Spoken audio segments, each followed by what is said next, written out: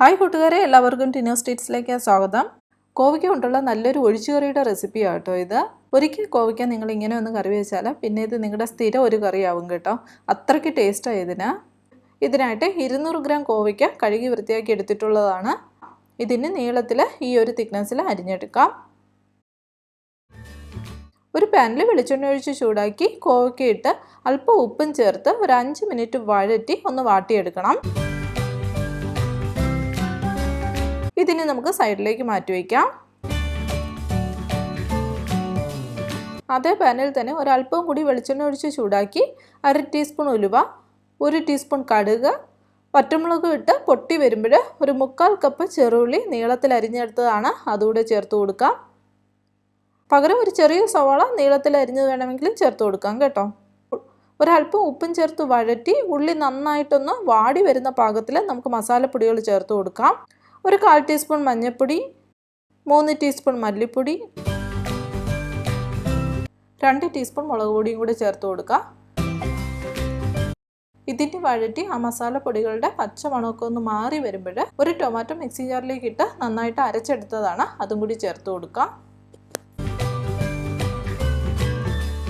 ഒന്ന് ഇളക്കി യോജിപ്പിച്ച് ഒരല്പം കറിവേപ്പിലയും കൂടി ചേർത്ത് കൊടുക്കുന്നുണ്ട്. ഇത് ഇനി നന്നായി ഒന്ന് വഴറ്റി ആ ടൊമാറ്റോയുടെ പച്ചമണമൊക്കെ ഒന്ന് മാറി ആ മസാലയൊക്കെ പാനിൽ നിന്ന് വിട്ട് വരുന്ന ഒരു പാകത്തിൽ നമുക്കിതിലേക്ക് ഒരു ചെറിയ നെല്ലിക്ക വലുപ്പത്തിലുള്ള പുളി 1/2 കപ്പ് വെള്ളത്തിൽ പിഴിഞ്ഞെടുത്തതാണ്, അതുകൂടി ചേർത്ത് കൊടുക്കുക. ആദ്യം കുറച്ച് പുളിവെള്ളം ചേർത്ത് കൊടുക്കുക, പിന്നെ കറിയുടെ ടേസ്റ്റ് നോക്കിയിട്ട് വേണമെങ്കിൽ പിന്നെ ചേർത്ത് കൊടുക്കാവേ.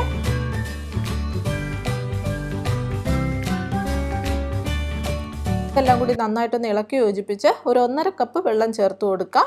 കറിയുടെ നീട്ടലിനനുസരിച്ചിട്ട് 1.5 മുതൽ 1.25 കപ്പ് വെള്ളം വരെ ചേർത്ത് കൊടുക്കാം. ആവശ്യത്തിന് ഉപ്പ് ചേർത്ത് കൊടുക്കാം. ഇത് നന്നായിട്ടൊന്ന് തിളച്ചു വരുന്ന പാകത്തിൽ നമ്മൾ വാട്ടി വെച്ചിരിക്കുന്ന കോവയ്ക്കൂടെ ചേർത്ത് കൊടുക്കാം. ാണ് ഇതിൻ്റെ ഒരു മെയിൻ ഇൻഗ്രീഡിയൻറ്റ് നമ്മൾ ചേർക്കുന്നത്. 1 ടീസ്പൂൺ നിറച്ച് ജീരകപ്പൊടി ചേർത്ത് കൊടുക്കുക.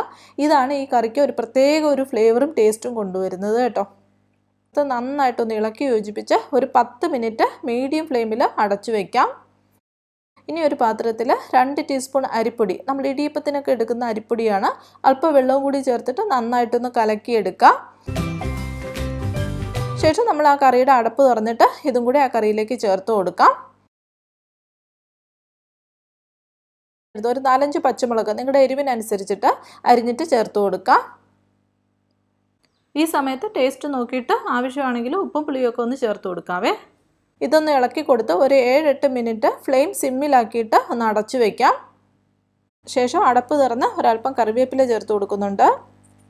കണ്ടോ, കറിയെല്ലാം ആവശ്യത്തിനൊന്ന് കുറുകി നന്നായിട്ട് എണ്ണയൊക്കെ തെളിഞ്ഞ് വന്നിട്ടുണ്ട്.